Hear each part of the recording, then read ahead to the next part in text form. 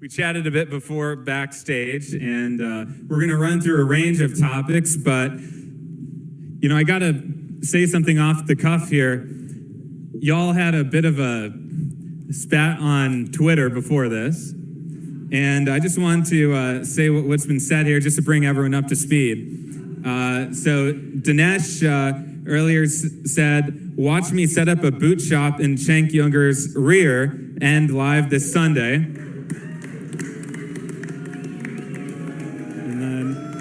And in response, Cenk said, "Wrong, I'll be bringing the TYT army, and I know you've been in prison, but please stop obsessing about my ass." All right, now that we've... Because in the video, he said that I was going to bring a knife to a gunfight. I brought you guys instead. All right, so that opening salvo, I have to admit, Cenk did get the better shot, okay, at Dinesh, you know, basically saying, "I'm going to put a boot shop up your rear." And Cenk answered with the retort, "You know what? I know you've been in jail, stop obsessing about my ass." So point well scored there for Cenk the Jenk. He's really going to need you. All right. It's nice to have fans. All right, well, Point two. let's kick things off here. You know, one of the interesting things about both of your backgrounds is that you're actually both immigrants to this country. Dinesh, you immigrated here from India, our shared motherland, and Cenk, you immigrated here from Turkey. So maybe I'll kick it off to you first, Dinesh. Tell me more about the immigration story coming here to the United States and how that has shaped your views on politics and policy. Well, I came to the United States at the age of 17 in the late 1970s. India in that time was a country that had been really governed by socialists since independence. And it was a country where there was almost no opportunity for young people. Everybody I knew was fleeing the country, was going away, going to sea, going to the Middle East, coming to America. And it was a country that was rife with political corruption, corruption that actually made its way into everyday life. So you couldn't actually go through the day without feeling dirty. You're always paying bribes. You're always doing things under the table. And to me, coming to America, I came just to see what it was like. I came as an exchange student on a one-year Rotary scholarship. But I realized when I got here that I had sort of moved from the margin of the world to the center. I realized that even though I had $500 in my pocket, I couldn't afford to eat at McDonald's. Even though I was in a sense by myself, my family stayed back in India. I realized that if I stayed in America, I could do things with my life that I would never be able to do if I stayed home. And it wasn't just that I would have economic opportunity. It is true that I looked around America and I noticed that in this country, even the ordinary guy has a really good life. I don't even mean the really smart guy or the really hardworking guy. I mean the not so smart guy and the lazy guy. Still has 2 cars and a nice house and indoor plumbing and central air and all kinds of amenities and 14 types of cheese. And so I realized that a country is judged by the kind of life it gives to the common man. The rich guy lives well anywhere. Rich people live very well in India. But what I was looking for is a country that offers that ladder of opportunity up which from a guy at the bottom could start to climb through industry and hard work, creativity. And I also was looking for a country where you could write the script of your own life. So today I'm doing things in media, in writing, speaking, making movies. There's no way I could do any of this in India. So to me, America is a country where you're in the driver's seat of your own future. And that to me is the reason why the American idea is so magnetic. We have an immigration problem because we pull people from all over the world. And I think that I'm representative of the aspirations of not only the hundreds of millions of people who've come over the centuries to America, from the Irish, the Italians, the Jews. But today, the Koreans, the West Indies, the Pakistanis, we come to this country for the same reason, and that is that America offers something unavailable in the rest of the world.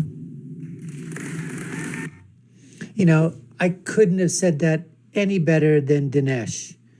And he espoused basically the reasons, obviously, why he came here and then decided to stay here and saw for himself the greatness, the opportunities that could be had. So he saw that firsthand, but he also was sort of, you know, wanting something like that, as he said, what was happening back in India when he was in his teenage years, right? My father, same thing, from Pakistan, early age.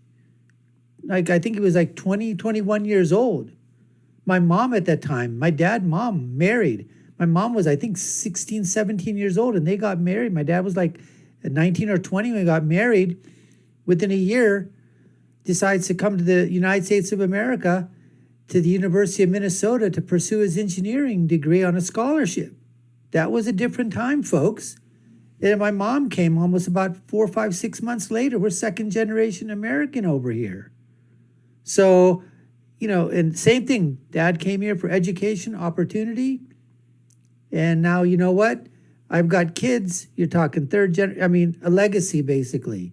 The immigration story started when parents decided to vote with their feet and come over to the greatest country that's ever been put on this planet. Anyways, let's continue and see what Cenk's opening remarks are.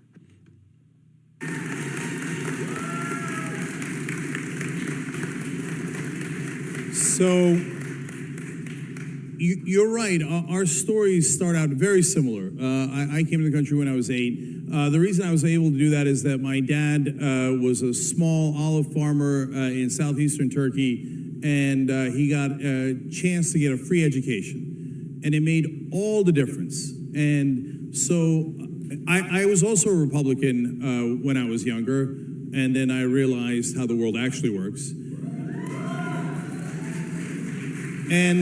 And so what I want, where we began to diverge is, I saw that equality of opportunity that my dad had, and I loved it. And I saw that in America, and that's why we chose to be American. So me being an American is not an accident of birth. It's not, hey, I happen to be born in a particular state. No, we're born outside the country. I came here. I love this country. I want to defend the ideas and the ideals that it stands for. But for me, unlike the conservatives, it's not, hey, everything we've done is fantastic, including the wars and the colonialism and the slavery and the what we did to the Native Americans, and all these things are wonderful because we did it. We're Americans. No, the idea is, hey, the equality of opportunity, liberty, the American dream. This is what we love America for. Let's live up to those ideals.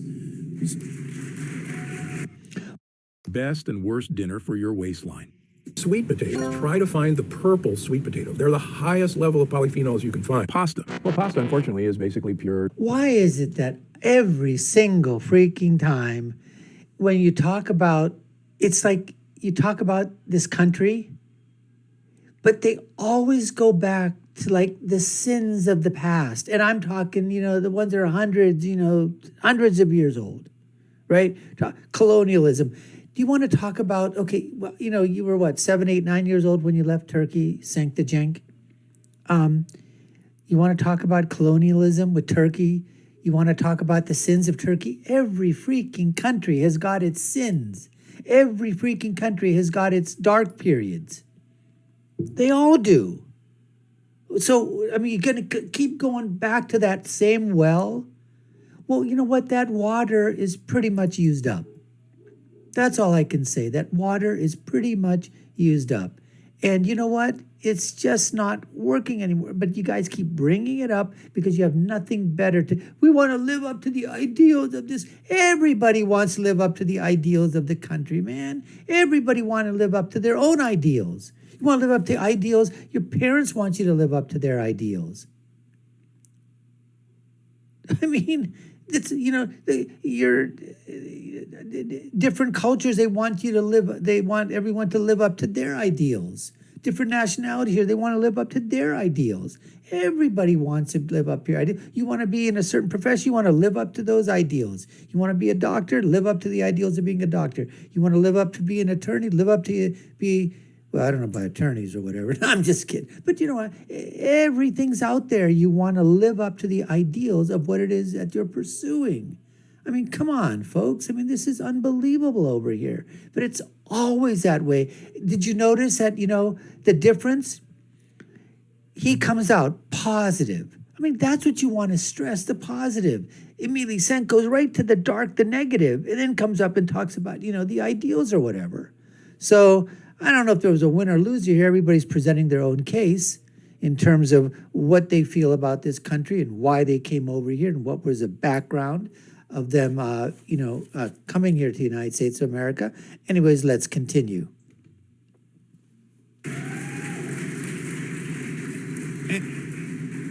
And so, I was a Republican, and then partly because I'm an economic conservative and I believe in balancing budgets. But then in my entire lifetime, the Republicans never balanced the budget. Never. And so I was a Republican I'm not a guy who's blanket anti-war. I was for the Persian Gulf War.